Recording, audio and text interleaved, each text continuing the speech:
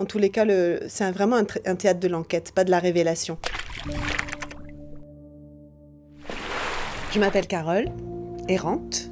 Je suis metteuse en scène de la compagnie de théâtre La Criatura à Marseille. Je suis aux Libertés parce qu'on va créer l'affaire Harry Crawford de Lachlan Philpott et que nous sommes en résidence de création.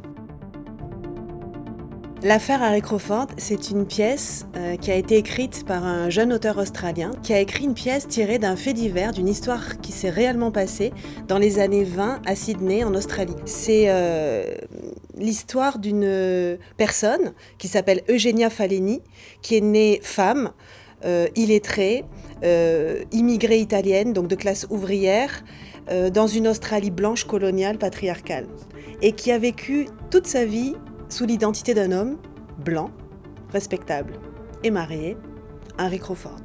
Un jour, la police vient et l'arrête pour le meurtre de sa première épouse. Et pourquoi cette histoire est connue encore aujourd'hui ? Parce qu'à l'époque, il y a eu un procès d'une violence inouïe qui allait bien au-delà du meurtre commis en fait. C'était le procès de cette personne qui avait explosé les cartes, qui avait éclaté toutes les frontières et qui faisait vaciller totalement l'ordre établi et le pouvoir en place.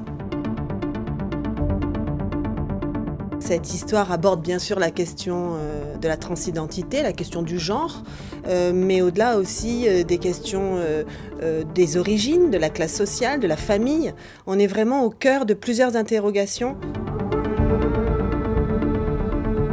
J'ai eu un vrai coup de cœur au départ pour l'écriture de cet auteur. Et c'est effectivement des thèmes qui me sont chers, sur lesquels je travaille depuis plusieurs années, sur cette question de comment le genre est une pratique, un ensemble de pratiques qui vient poser un peu le fondement de rapports de pouvoir et de hiérarchisation.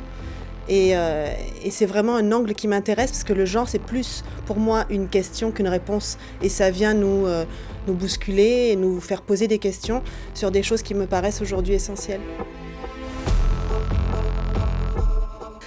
J'ai vraiment voulu que ces personnages soient en quelque sorte épinglés comme des insectes sur une toile d'entomologiste. Donc la scénographie, c'est vraiment 2 grands laits de papier blanc sur lesquels les personnages viennent et évoluent devant. Donc ça rappelle effectivement le cinéma, mais aussi la photographie. C'est vraiment placer le spectateur à l'endroit du zoom. On va essayer d'appréhender, je dis même pas de comprendre, parce que je pense pas qu'à l'issue du spectacle, on comprenne toutes les choses. On ressent des choses, mais est-ce qu'on a compris ? Je sais pas. En tous les cas, c'est vraiment un théâtre de l'enquête, pas de la révélation.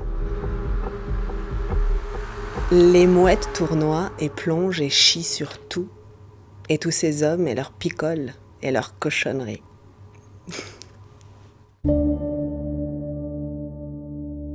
L'idée, c'est quand même qu'à travers tout ce qu'ils auront traversé, ils puissent tout doucement être amenés sur un territoire d'incertitude. Quelque chose de mystérieux, quelque chose d'insu peut-être, et une sensation d'incapacité aussi à dire,